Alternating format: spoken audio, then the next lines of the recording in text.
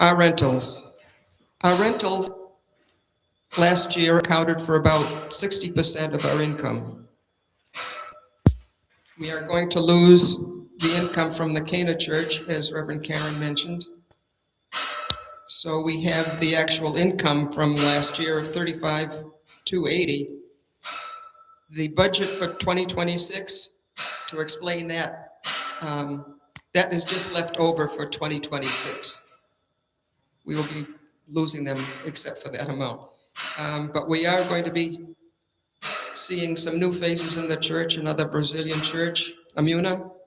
They signed the contract on Friday, and they agreed to what we are charging them for rental. So we expect that they will pay $30,450 by the end of the year. And as you can see here, our largest contributors are the preschools, line 41, Lollipop, and line 45, Step Ahead. They provide a good portion of our rental income, total income. Okay, then we get down to expenses. From now on, you're going to see a lot of expenses.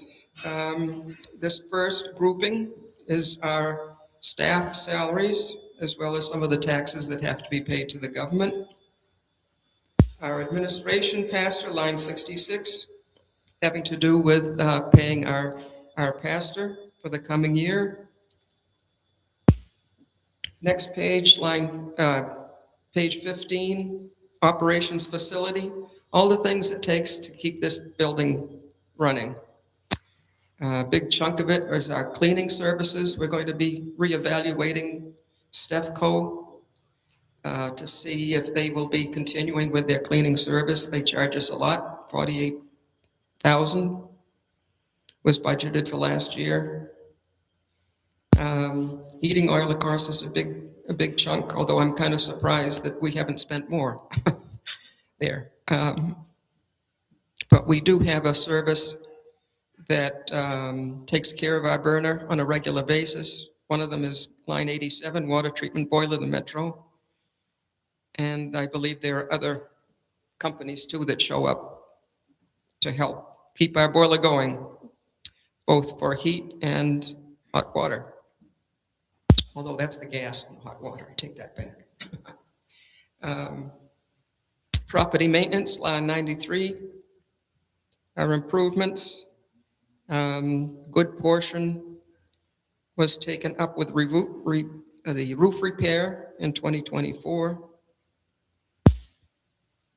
But we estimate that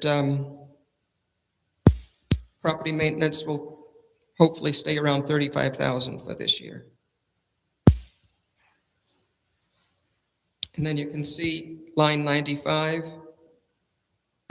For just maintenance on the building, $153,299, which is about 40% of our expenses. Then you come down to another grouping of operations in the office, the advertising, the postage, the telephone, the website. Line 106, the programs and music, how much we spend for our wonderful music director, as well as guest musicians and so forth. And finally, on page 16, you have, it's kind of a miscellaneous grouping of programs in general.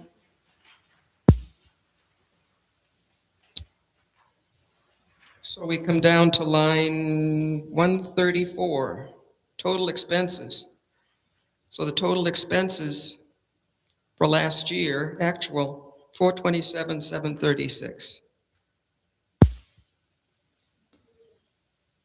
And we estimated that the budget for this present year will be a little bit higher than that, maybe $444,533. Going back to last year, 25 actual, you'll see line 137, net income and the deficit.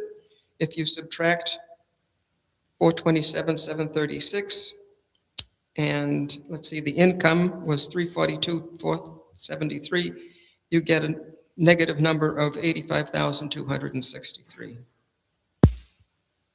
And actually, if you compare it to 24 actual, we improved a little bit, about 30,000.